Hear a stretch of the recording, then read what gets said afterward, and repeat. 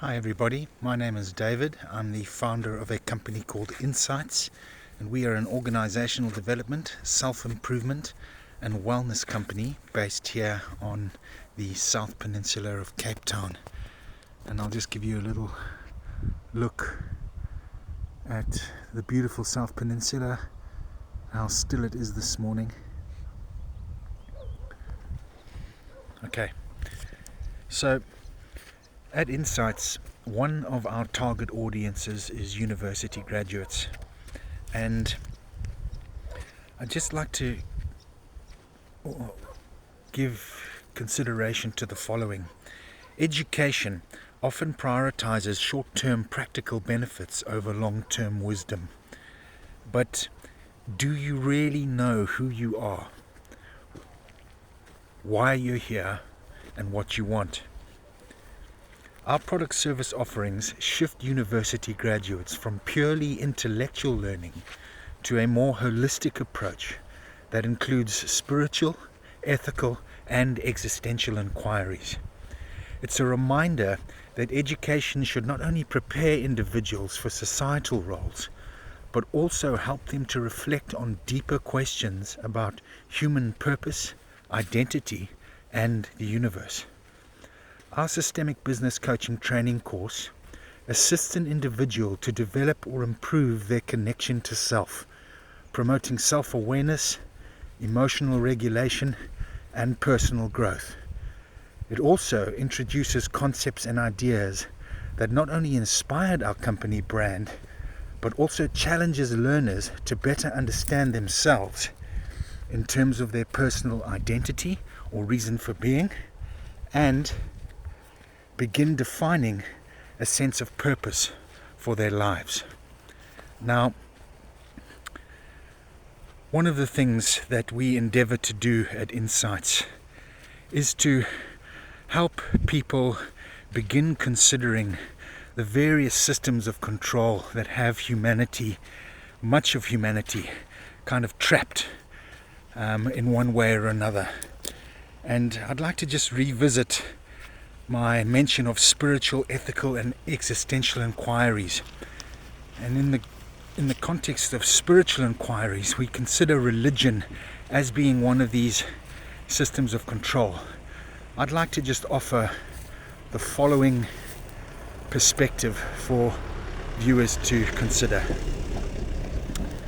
So, Jesus was born through natural human birth, a sacred conception, yes, but not through the way people were later taught through distorted religion. His biological parents were real, Mary and Joseph, but his soul, his consciousness field, was not ordinary. He was a solar being, an intentional emanation of the infinite source, sent here to build a living bridge between the divine and the human. When he was young, he carried memories, but they were fragmented. He wasn't a fully activated yet. He had to train, travel, remember, and earn it, just like you and I are now. He left his homeland during the so-called missing years. He journeyed through Egypt, India, Tibet, and into the hidden enclaves of knowledge, places where ancient wisdom survived the control systems. He learned fasting, he learned meditation, he learned how to activate the bioelectrical field, the true Christ light inside the human vessel. Through those initiations, he became what some would call an avatar, a being whose system could channel source current directly into the physical plane without distortion. When he returned to Jerusalem, he wasn't founding a religion. He was teaching liberation. He told people, the kingdom is within you. Not in temples, not through priests, not through blood sacrifice. He taught direct connection to the infinite, bypassing all systems of external control. Rome realized what was happening. They weren't scared of a political rebellion. They were terrified of a spiritual awakening they couldn't control.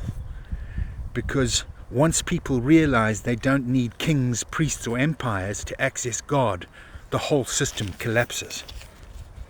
So they neutralized him. They corrupted his message. They manufactured a religion in his name.